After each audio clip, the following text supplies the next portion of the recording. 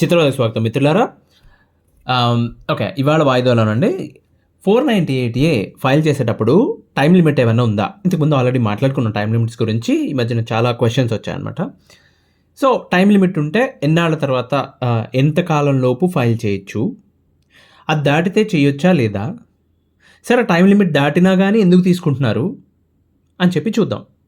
దాన్ని బేస్ చేసుకుని కేసులు కొట్టేసిన సందర్భాలు ఏమైనా ఉన్నాయా అది కూడా చూద్దాం. నార్మల్గా ఎంత టైం అండి, టైం లిమిట్ ఎంత అంటే 3 years అని చెప్తారు. 3 years అంటే దేని నుండి 3 years? ఇన్సిడెంట్ జరిగిన దాని నుండి. ఓకే, ఏదైనా ఒక క్రైమ్ జరిగినప్పుడు, అంటే 498A ప్రకారం క్రైమ్ అంటే ఏంటి? అదనం కట్నం అడుగుతున్నారని చెప్పి కానీ ఇబ్బంది పెడుతున్నారు, హింసిస్తున్నారు, ఇంట్లోంచి గంటేశారు, గోపు మీద కొట్టారు, రకరకాలు. నా భర్త నా మీద చేసుకున్నాడు, మా అత్త మామ హింస పెట్టారు, రకరకాల కారణాలు ఉన్నాయి కదా. ఈ కారణాల్లో ఏదన్నా సరే జరిగిన 3 ఏళ్ల లోపు రిపోర్ట్ చేయాలి.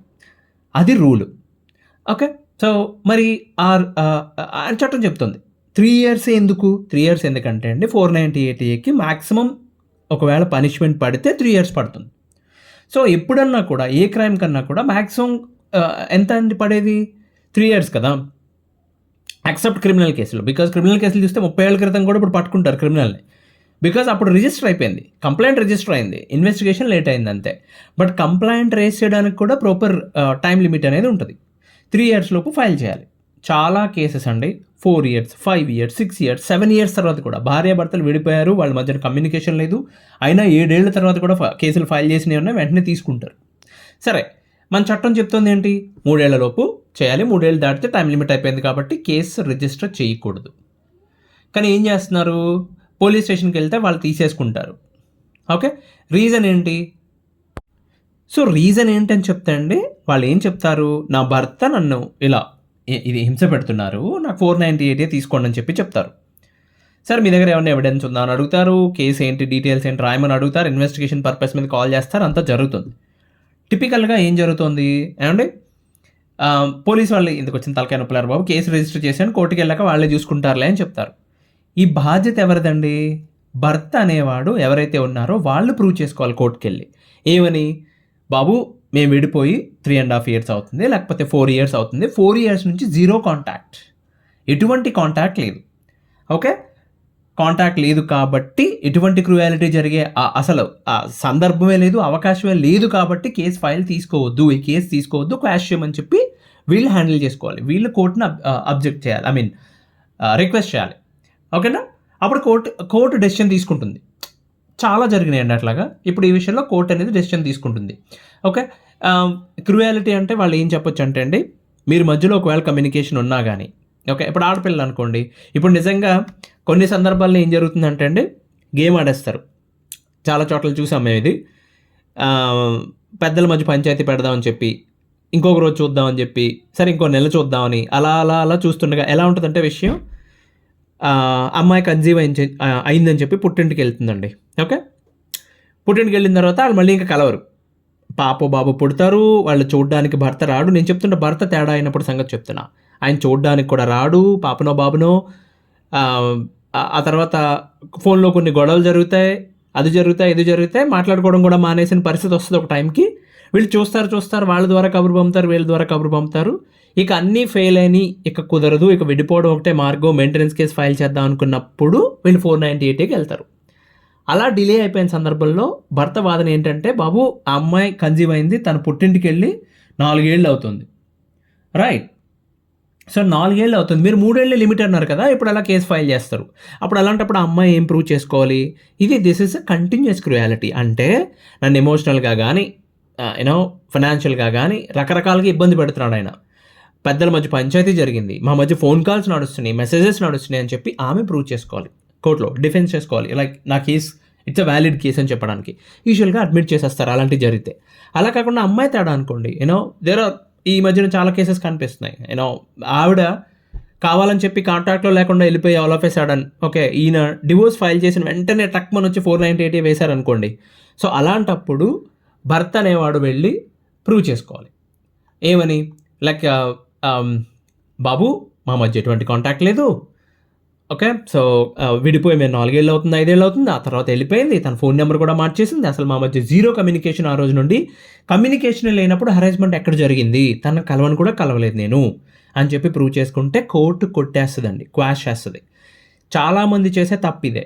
చాలామంది ఎక్కడ కన్‌ఫ్యూజ్ అవుతారంటే 3 ఏళ్ళు లిమిట్ అన్నారు కదా! కేస్ ఎందుకు తీసుకున్నారు అని అడుగుతారు. కేస్ తీసుకుంటారు. పోలీస్ తీసుకుంటారు. ఇక్కడ రోల్ మీరు అబ్జర్వ్ చేయాలి. అర్థం చేసుకోవాలి. కేస్ పోలీస్ వాళ్ళు తీసుకుంటారు. కేస్ దాన్ని కొట్టేయాల్సిన బాధ్యత కోర్ట్ తీసుకుంటుంది. మీరు అడగాలి, క్వెషన్ చేయాలి. కోర్ట్‌లో వచ్చి రైట్ పాయింట్ పట్టుకొని అడగాలి. రైట్? అలా కాకుండా వాళ్ళు కేస్ తీసుకున్నారు కదా అని చెప్పి దాంట్లో ఇన్వాల్వ్ అయిపోయి మీరు ఎక్కువ ఇన్వాల్వ్ అవ్వద్దు. 4 ఏళ్ళు, 5 ఏళ్ళు అయిపోయింది. నిజంగా అయిపోయిందనుకోండి, కేస్ ఫైల్ చేస్తే దాంట్లో ఎక్కువ ఇన్వాల్వ్ అవ్వద్దు. పోలీస్ స్టేషన్‌కి పిలిచారు కదా అని ఎళ్లారనుకోండి, అక్కడ మీతో గొడవ పెట్టుకుంటారు. అమ్మాయి వాళ్ళు అక్కడ గొడవ పెట్టుకొని, ఇదిగో ఇప్పుడు గొడవ జరిగింది కదా! కేస్ తీసుకోండి. ఇదిగో ఫ్రెష్ కదా ఇది అంటారు. జరిగి కొన్ని గంటలు కూడా అవ్వట్లేదు కదా! తీసుకోండి అంటారు. రైట్? కాబట్టి మీరు అప్పుడు ఏం చేయాలంటే ఇమ్మీడియేట్‌గా కోర్ట్‌కెళ్ళిపోయి 498 నా మీద కేస్ అయిందండి ఇట్లాగా. మేమేమో విడిపోయి 5 ఏళ్ళు అవుతుంది, 6 ఏళ్ళు అవుతుంది అని చెప్పి వెంటనే కోర్ట్‌కెళ్ళిపోతే అప్పుడు లైన్‌లో పడతారు. చాలా చోట్ల జరిగింది అండి. ఓకే. 1, 2 చోట్ల కాదు, చాలా చోట్ల. అంటే కేవలం డిలే అవ్వడం వల్ల కేసుని క్వాష్ చేసింది. లైక్ ఢిల్లీ హైకోర్టు ఒకటి చేసింది. తర్వాత కర్ణాటక హైకోర్టు చేసింది. బీహార్ హైకోర్టు చేసింది. Maharashtra high court, even Telangana high court రీసెంట్‌గా వచ్చిన జడ్జ్‌మెంట్స్ కూడా ఉన్నాయి. బికాజ్ ఇంత డిలే ఉంది.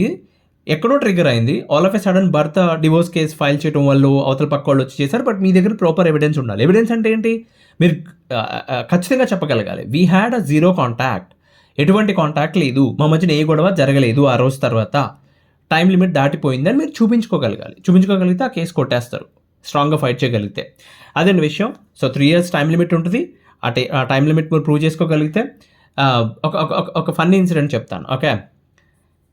ఒక కేసులో ఇట్లాగే డిలే అయింది. డిలే అయితే ఆ అమ్మాయిని అడిగారు. ఏమని? ఆహ్, కాదమ్మా హరాస్మెంట్ ఏం జరిగింది? చాలా చెప్పింది ఆవిడ. చాలా చెప్పి ఆవిడ మరి ఏమనుకుందో all of a sudden sir మా ఆయన వాట్సాప్‌లో డిస్‌ప్లే పిక్ నాది, ఆయనది ఇద్దరిది ఉండేది పెట్టేవాడు. కొన్ని సంవత్సరాల నుంచి అదే ఉంది. అది రీసెంట్‌గా మార్చేసాడండి. ఓకే. అదేదో కొండల్లో, హిల్స్‌లో ఏదో ఫోటో పెట్టాడు. నాకు మానసికంగా కృంగిపోయాను నేనని చెప్పింది కోర్ట్‌లో. జడ్జి గారు పాపం ఆయన బుర్ర పాడైపోయి, కాదమ్మా వాట్సాప్ కూడా మార్చేస్తాడు కదా! వాడు స్టేటస్ పెడితే 24 గంటల్లో వాడే మార్చేస్తాడు కదా! 24 అవర్సే ఉంటది కదా స్టేటస్. అంటే ఆయన మాట్లాడుతున్న స్టేటస్ గురించి. బట్ అంటే ఆ కేసులో 6 సంవత్సరాలు డిలే ఉందండి. 6 ఇయర్స్ తర్వాత వచ్చి 498 ఫైల్ చేస్తే భర్త కోర్ట్‌కెళ్ళాడు. పిటిషన్ ఏసాడు. డిలే అయింది, నా కేసు కొట్టేయండి అని చెప్పి. కొట్టేస్తే ఆవిడని జడ్జి అడిగితే ఇట్లా, ఎందుకు ఇప్పుడు ఫ్రెష్‌గా ఫైల్ చేసావని అడిగితే, మా ఆయన డీపీ మార్చాడు కాబట్టి నాకు కోపం వచ్చింది. ఇట్స్ లైక్ మానసికంగా కృంగిపోయాను, మెంటల్ హారాస్మెంట్‌లా అనిపించి నేను కేసు ఫైల్ చేశానని చెప్పింది ఆవిడ. ఉండాల్సిందేనమ్మా అని చెప్పి మెచ్చుకొని 2 చప్పట్లు కొట్టి దట్స్ ఓకే. ఆ కేసు క్వాష్ చేశారండి. క్వాష్ చేశారు. బట్ అదే చెప్తున్నా, ఒకవేళ భర్త తరపు తప్పుంటే ఏం చేయాలో చెప్పాను నేను. అలాగే భార్య వైపు మిస్టేక్ ఉంటే గనక వాళ్ళు ఇంటెన్షనల్‌గా ఎస్పెషల్లీ ఎన్ఆర్ఐలు ఫేస్ చేస్తారండి అది. ఓకే. వాళ్ళు విడిపోతారు. చాలా కేసెస్‌లో దిక్కుమాలిన వేషాలు. విదేశాల్లో విడాకులు తీసుకున్న తర్వాత ఇండియా వచ్చి 498 వేస్తున్నారండి. మోకాళ్ళ చెప్పులు చెక్కేయాలి ఏసినోళ్ళని ఎట్లా అని.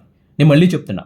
విదేశాల్లో సెటిల్ అయ్యి అక్కడ సిటిజన్‌షిప్‌లు తీసుకొని అవన్నీ చేసుకొని అక్కడ డివోర్స్ తీసుకుని అఫీషియల్‌గా వాళ్ళ బతుకుతో పక్కన అక్కడ వారికి వెళ్ళే పెళ్ళిళ్ళు కూడా అయిపోతాయి మళ్ళీ అక్కడ. అప్పుడు ఇండియా వచ్చి వాళ్ళ మీద పగ తీర్చుకోవడం కోసం ఇక్కడ 498 వాళ్ళు ఉంటారు కదా తోకలు. లైక్ వాళ్ళ అమ్మ నాన్నో లేకపోతే వాళ్ళ అన్నయ్యలో ఎవరో ఒకరు 498 ఫైల్ చేస్తున్నారు. లిటరల్లీ లాట్ ఆఫ్ కేసెస్ ఉన్నాయి ఇండియాలో. ఇలాంటి విషయాల్లో చాలా సివియర్‌గా తీసుకోవాలండి. అక్కడ డివోర్స్ అది ప్రూవ్ చేయడం చాలా కష్టం అవుతుంది. అక్కడ డివోర్స్ జరిగిందని ఇదంతా కోర్టులో కేసు ఫైల్ చేసి దాని మీద ప్రూవ్ చేసుకోవాలి. దానికి ఒక సంవత్సరం 2 ఏళ్ళు పడుద్ది. ఈలోపు వాడు కోర్టుల చుట్టూ తిరగాలి. వాడు ఇండియాలో ఉండడు. This is the kind of mental trauma అండి. Anyways this is what. సింపుల్‌గా చెప్పాలంటే 3 ఏళ్ల టైం లిమిట్ ఉంది. 3 ఏళ్ళు దాటిన తర్వాత ఫైల్ చేయాలంటే మీ దగ్గర ప్రాపర్ రీజన్ ఉండాలమ్మా ఆడపిల్లలైతే. అబ్బాయిలైతే టైం డిలే అయిన తర్వాత వాళ్ళు కేసు ఫైల్ చేస్తే మీ మధ్య జీరో కమ్యూనికేషన్ ఉందని చెప్పి మీరు ప్రూవ్ చేసుకోగలగాలి.